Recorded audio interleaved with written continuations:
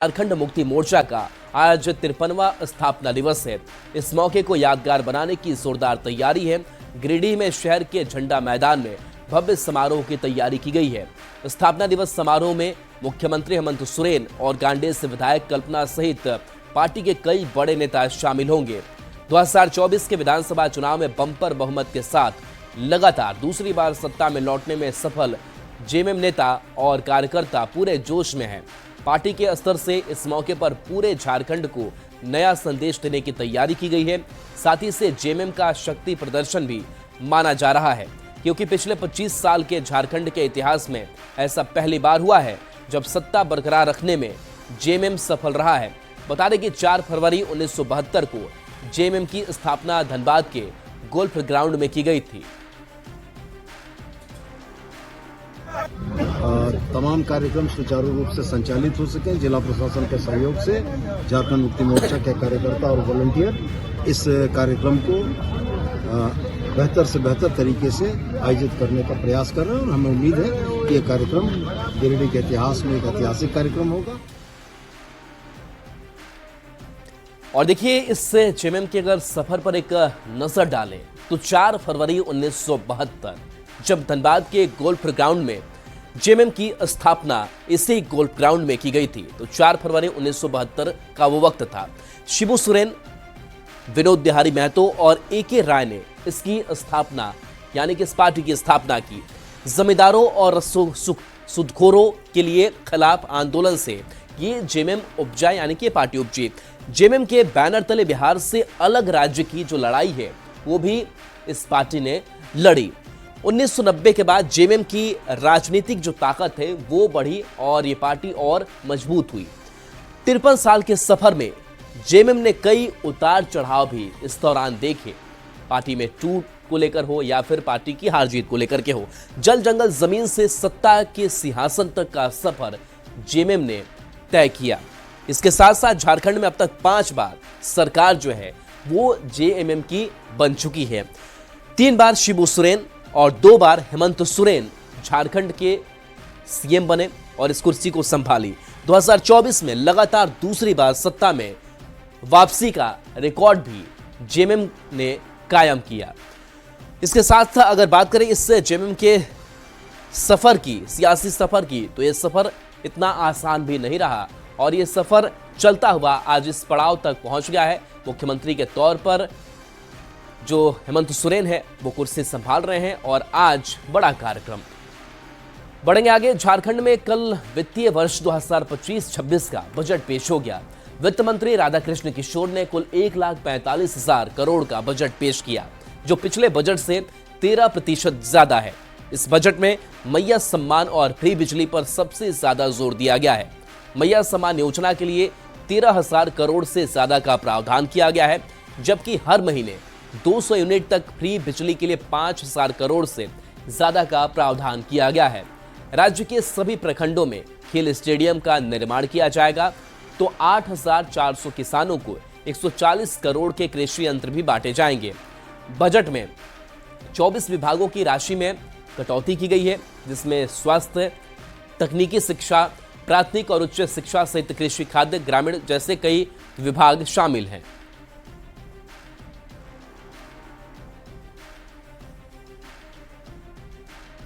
तो बजट में हेमंत सरकार ने सबसे ज्यादा आधी आबादी पर मेहरबानी दिखाई है।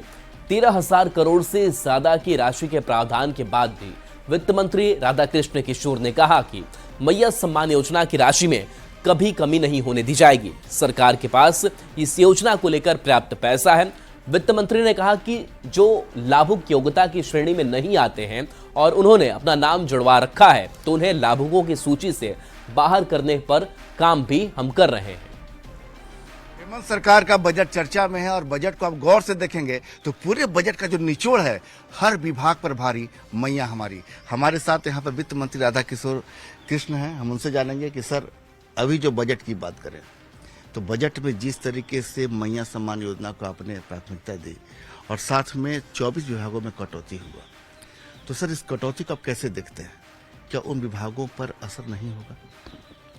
नहीं, आप इसको ऐसे देख ले कि वैसे विभाग जो 31 मार्च 2025 के पहले उनके विभागों के लिए जो राशि करणांकित की गई थी और वो खर्च नहीं कर पा रहे थे, तो बजाय कि हम उस राशि को सरेंडर करते और वैसे विभाग जो और राशि लेकर खर्च करने की स्थिति में हैं, तो उन विभागों से जो खर्च करने की स्थिति में नहीं थे उनकी राशि लेकर के उन विभागों को दिया गया है जो राशि 31 मार्च के पहले खर्च कर सकते हैं। इसमें कोई बुराई तो है नहीं।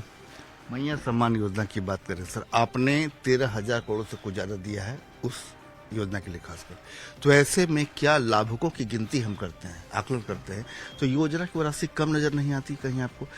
48 लाख की करें तो ही डाटा प्लस चला जाता है, 58 लाख की बात 17,000 करोड़ चला जाता है, आपने 13,000 करोड़ रखा है। मतलब कि ये लाभुकों की संख्या और डाटा कैसे? देखिए, एक हमारा लक्ष्य है और लक्ष्य बड़ा ही पवित्र है।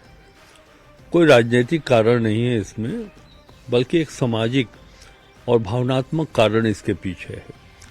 राज्य की आधी आबादी हमारी महिलाओं की है, बहनों, माँ, बेटियों की है, और ये देखा गया है कि आर्थिक रूप से वो काफ़ी पीछे है। हेमंत सोरेन जी की सरकार ने ये निर्णय लिया चुनाव के पूर्व कि हम राज्य की आधी आबादी को आर्थिक सहयोग करके उनकी जो शक्ति है हम उसकी आराधना करना चाहते हैं।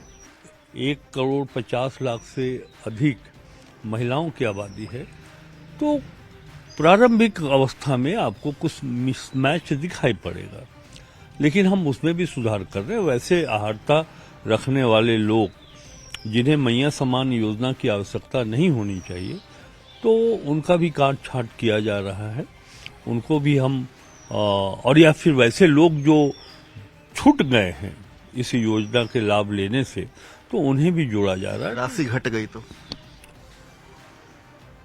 राशि घट गई मतलब कि आपने भी 13,000 करोड़ दिया है, और अगर हम 55 लाख की बात करें तो ही राशि 17,000 करोड़ जा रही है। मैंने कल विधानसभा में बजट पेश करते हुए ये कहा है कि मैया सम्मान योजना की राशि के लिए राशि की कोई कमी नहीं है। अगर वो बढ़ भी जाए तो भी हमारे पास इतनी राशि है राज्य के पास, राज्य के खजाने में, कि हम उससे बढ़े हुए राशि को मीट कर सकते हैं।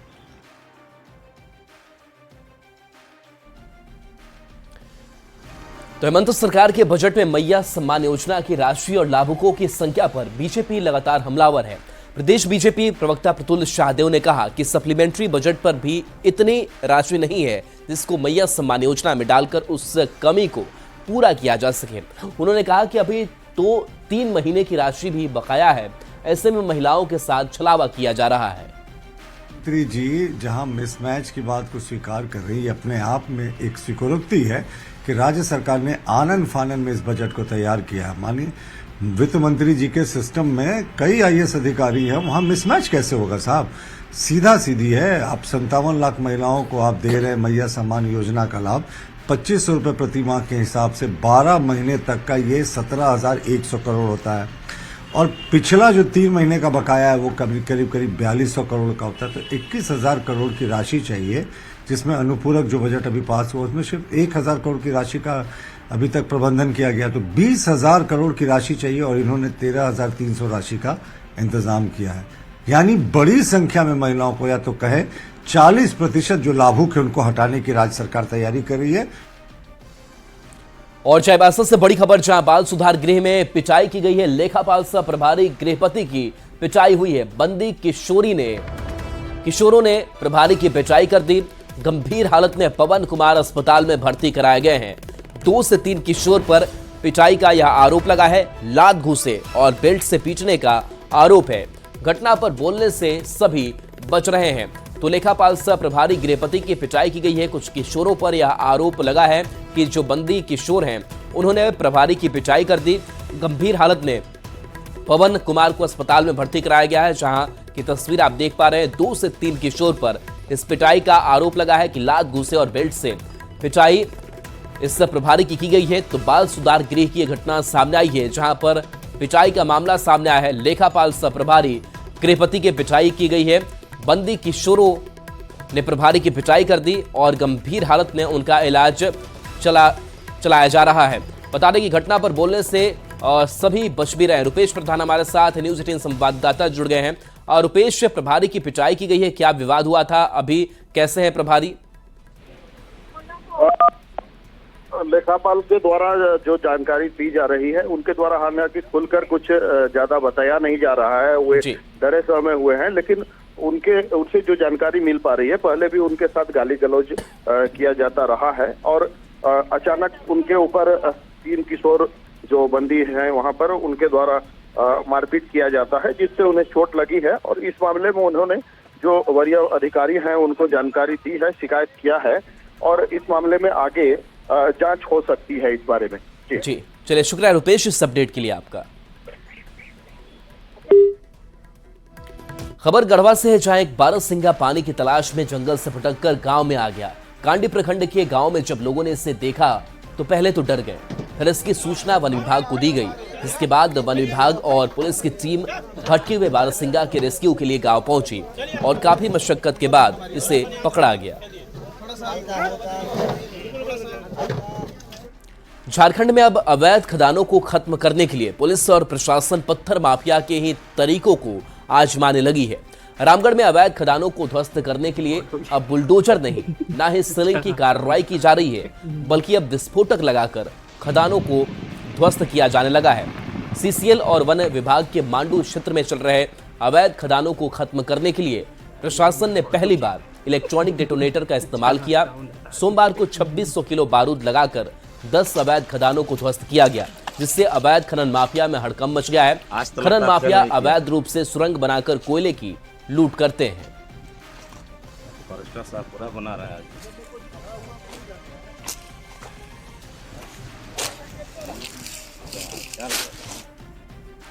खबर धनबाद से, जहां बीसीसीएल सीचुआ क्षेत्र संख्या 5 में मजदूरों ने प्रदर्शन करते हुए माइंस को बंद किया। मजदूरों ने बीसीसीएल प्रबंधक, आउटसोर्सिंग प्रबंधक और सीआईएसएफ पर कोयला चोरी का आरोप लगाया। मजदूरों ने नारेबाजी कर आक्रोश जताया और कोयला चोरी में शामिल लोगों पर कार्रवाई करने और रोड सेल मजदूरों को पर्याप्त मात्रा में कोयला उपलब्ध कराने की मांग की।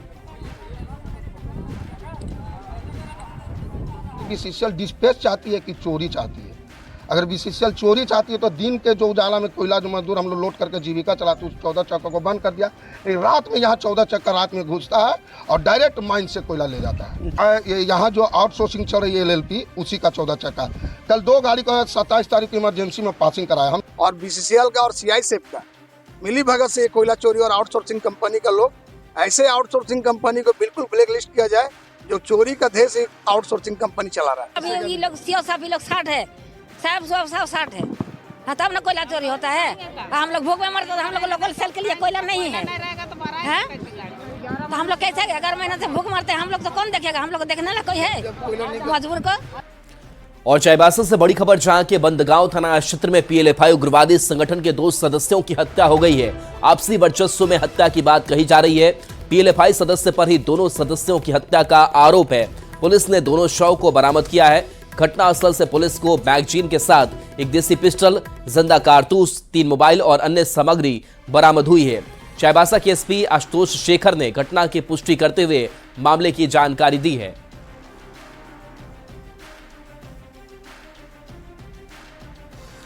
और बड़ी खबर बोकारो से है, जहां बीती रात राम मंदिर मार्केट में आग लगने से एक दुकान पूरी तरह जलकर खाक हो गई। देखते ही देखते दुकान से आग की लपटें उठने लगी।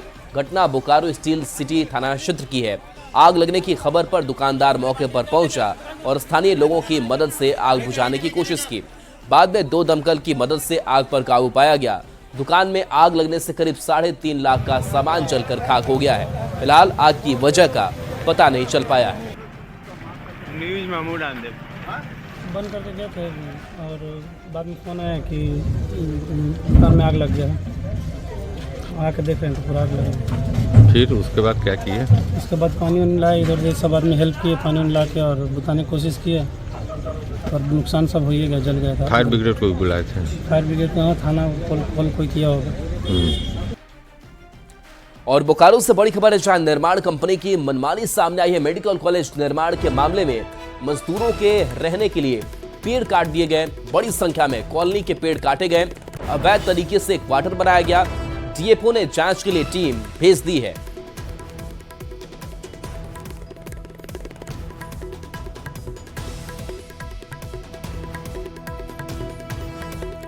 तेलंगाना के नागर कुरनूल में 22 फरवरी को सुरंग का एक हिस्सा ढह जाने से 8 मजदूर फंस गए थे, जिसमें झारखंड गुमला के 4 मजदूर शामिल हैं।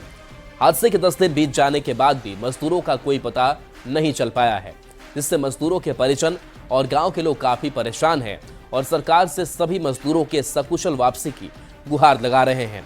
न्यूज 18 की टीम गुमला के मजदूर जगता केस के घर पहुंची और परिजनों को सांत्वना देते हुए हालचाल जाना। का कर बताओ, मगर चिंता तो लगा थी मुझे, तो क्या करा। हम लोग जब टनल फंसा हुआ है, हम लोग चाह रहे हैं कि जल्दी जल्दी बाहर आ जाए, सुरक्षित निकल जाए, घर वापस आए, जिससे हम लोग को दिक्कत ना हो, परिवार का थोड़ा हौसला बढ़े और ठीक रहे। तेलंगाना मेरा चाचा गया है, बड़ा छोटा चाचा। क्या नाम है उनका? उसका नाम है जगता खेस। मेरा बड़ा पापा को लेके गए हैं, बोल रहे हैं आप गया है कि नहीं, तो आया ही नहीं, अभी है कि नहीं है उसका भी पता नहीं है। तो घर का क्या तो बुरा स्थिति है, कोई खाना खाता है, कोई नहीं भी खाता है। सकता है कोई टोली गांव का रहे सेलागढ़ गांव में जाए तो फंस जाइए। तेलंगाना में नहीं, तेलंगाना तो क्या लागत है वो फंस से, तो जिंदा हुई कि नहीं है? हाँ, खा तो कैसे कह पा रहे, काम में तो लागल है, कहला गाड़ी से आप निकलला कि नहीं निकल है, कहे कि नहीं पा रहा। बचाव कार्य लगल है नहीं। हाँ। गढ़वा में पेयजल स्वच्छता विभाग की ओर से 50 लाख की लागत से 2 गोबर गैस प्लांट बनाया गया था, जो 15 दिन भी नहीं चला और बंद हो गया। अब एक बार फिर से इस गोबर गैस प्लांट को शुरू करने की पहल की गई है। लोगों को उम्मीद है कि इस बार प्लांट का संचालन ठीक से हो सकेगा, तो एक प्लांट से कम 20 से 25 घरों का चूल्हा जलेगा। करीब 6 महीने से योजना बंद पड़ी थी। बंद होने का कारण है कि देखिए, इसमें गोबर वोबर पहले डलाया, कोई ऐसे रुचि नहीं लिए, मतलब सबको आएंगे जुटेंगे तब ना, कोई अथी नहीं किया था। अभी जैसे गोबर वोबर का प्लान बनाया, फिर से डलाएगा, इसी तुरंत गोबर डला के चालू होना है। लगभग 15 दिन चला था, तो चालू हुआ था, 15 दिन चला, उसके बाद इसमें गोबर वोबर डलाया नहीं है, ओकर चलते बंद हो गया। सबसे पहले तो इसको ऑपरेट करने के लिए लाभुक लोग को इसमें रुचि लेना पड़ेगा, और इसमें प्रतिदिन जो है, जो हम लोग 15 घर में जो कनेक्शन दिए हैं, सभी को बताया गया है कि कितना इसमें गोबर प्रतिदिन डालना है। वो अपना स्वेच्छा से इसमें डालेंगे, और ये मशीन के द्वारा, जो मशीन लगा हुआ है, इसमें चलाने के बाद घुलेगा, तो घुलने के बाद ये अंदर जाएगा, और जब गैस प्रोड्यूस होगा तो ये जो डोम जो है ये ऊपर उठ जाएगा। मैक्सिमम मतलब 6 फीट हाइट तक ये उठता है। एक गोबर गैस प्लांट से कम 20 से 25 घरों को चूल्हा जलेगा, उनका गैस बचेगा, तो उनको कुछ उसमें पैसा भी पर मंथ देना है, ताकि ये योजना सस्टेन कर सके। अगर ये सफल होता है तो उसके उपरांत जिन जिन क्षेत्रों में डिमांड आएगा, उन क्षेत्रों में बनवाया जाएगा। जमशेदपुर मजदूरों के शहर के साथ साथ अब फिल्म सिटी बनने जा रहा है। जमशेदपुर में भोजपुरी जगत के कई सुपरस्टार अब शहर आकर फिल्म की शूटिंग कर रहे हैं। शहर के डायरेक्टर बद्रीनाथ द्वारा भोजपुरी के कई सुपर फिल्म जमशेदपुर शहर में बना रहे हैं, और यहाँ के युवाओं को मौका मिल रहा है, जहां पावर स्टार पवन सिंह की बहुप्रतीक्षित फिल्म काली माटी, भोजपुरी सिनेमा के पावर स्टार पवन सिंह की आने वाली फिल्म काली माटी का ऐलान हो चुका है। जमशेदपुर हमारे लिए नया नहीं है। मैं बचपन से ही हमारे गांव के हमारे मामा यहाँ रुकल बने, शायद हो सकला कि वो लोग एजे हो ही, हम नहीं मिल पा रहे हैं। इसके बाद दुनिया का कोई भी ऑफर आएगा मैं नहीं एक्सेप्ट करूंगा, मैं काला माटी करूंगा, और काला माटी के लिए अगर जान भी देना होगा तो मैं जान भी दे दूंगा, क्योंकि मेरा भाई दिल से काला माटी बना रहा है। चैंपियंस ट्रॉफी के सेमीफाइनल में आज भारत का मुकाबला ऑस्ट्रेलिया के साथ होने जा रहा है। दुबई में होने वाले इस मैच को लेकर रांची में भी जबरदस्त उत्साह देखने को मिल रहा है। रांची के हरमू मैदान में क्रिकेट प्रैक्टिस में जुटे खिलाड़ियों ने टीम इंडिया को जीत की शुभकामनाएं दी और कहा कि सेमीफाइनल में वही टीम मैदान में उतर सकती है जिसने न्यूजीलैंड को हराया था। रांची में खिलाड़ियों ने टीम इंडिया को चीयर करते हुए अपने भावनाएं जाहिर की। रांची के हरमू मैदान में खिलाड़ियों से बात की है संवाददाता संजय कुमार सिन्हा ने। तो देखिए ये तस्वीर आपको दिखा रहे हैं जहां दुबई में आज मैच होना है और माही के शहर में लोगों का, खास करके जो क्रिकेट खिलाड़ी हैं, और देखिए छोटे छोटे बच्चे जो क्रिकेट ग्राउंड में मौजूद है, इंडियन ड्रेस में मौजूद हैं और इनको भी उम्मीद टीम इंडिया से। और रांची के हरमू मैदान की तस्वीर आपको दिखा रहे हैं जहां पर खिलाड़ियों का जुटान होता है, वो प्रैक्टिस करते हैं और इंडिया की जीत की शुभकामनाएं वो दे भी रहे हैं। उम्मीद भी वो कर रहे हैं कि सेमीफाइनल में वही टीम मैदान में उतर सकती है जिसने न्यूजीलैंड को हराया था। बता दें कि रांची में खिलाड़ियों ने टीम इंडिया को चीयर किया और अपनी भावनाएं भी जाहिर की। तो जब भी क्रिकेट खिलाड़ी जब मैच हो रहा होता है इंडिया का, तो वो काफ़ी उत्साहित तो होते हैं क्योंकि खुद उस खेल से, क्रिकेट से उनका जुड़ाव होता है और वो चाहते हैं कि इंडिया हर हाल में जीते। तो पूरे भारत के लोग तो इंडिया की जीत की कामना कर ही रहे हैं, लेकिन खास करके जो क्रिकेट खिलाड़ी है, जो उस खेल को समझते हैं, जिसके लिए वो पसीना बहा रहे होते हैं, जिसके लिए वो ग्राउंड में मेहनत कर रहे होते हैं, प्रैक्टिस कर रहे होते हैं, उनके लिए उम्मीदें और ज़्यादा बढ़ जाती हैं।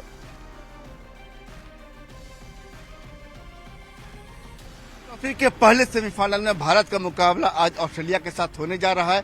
दुबई में होने वाले इस मैच को लेकर रांची में भी उत्साह है और इस मैच को लेकर इंतजार है। आप देख सकते हैं कि रांची में जो युवा क्रिकेटर्स हैं किस तरीके से इस मैच का इंतजार कर रहे हैं। भाई, चैंपियंस ट्रॉफी के सेमीफाइनल में जीतेगा तो कौन?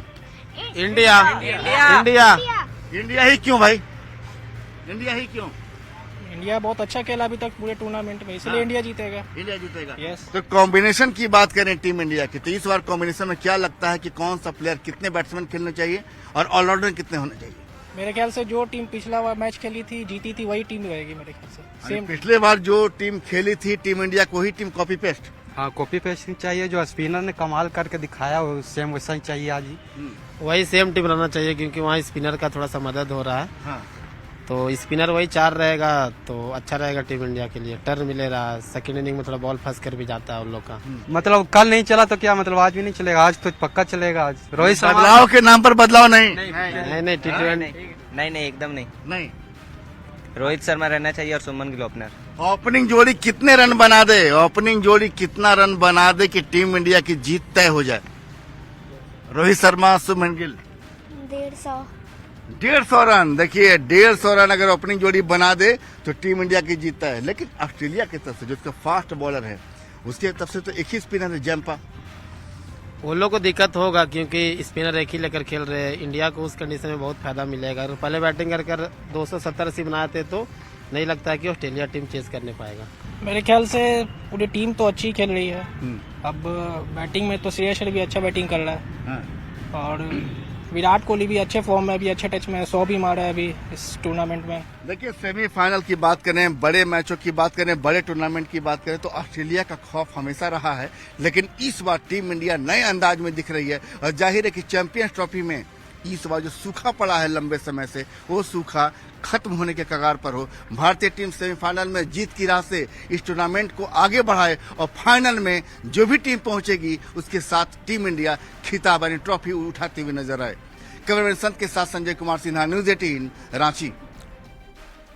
खबर गोड्डा से है जहां सोशल मीडिया पर प्यार के 4 साल बाद प्रेमी जोड़े ने अपनी मर्जी से शादी कर ली। लड़का मेहरमा के सिंघाड़ी गांव का रहने वाला है। लड़की गोड्डा मुफस्सिल थाना के भेड़ा की रहने वाली बताई जा रही है। दरअसल लड़की के घर वाले शादी के लिए तैयार नहीं थे। लड़की मौका देखकर फरार हो गई और लड़के गांव के पहुंच कर शिव मंदिर में शादी कर ली। बता दें कि लड़की नाबालिग है और अपनी मर्जी से शादी की बात कह रही है। क्या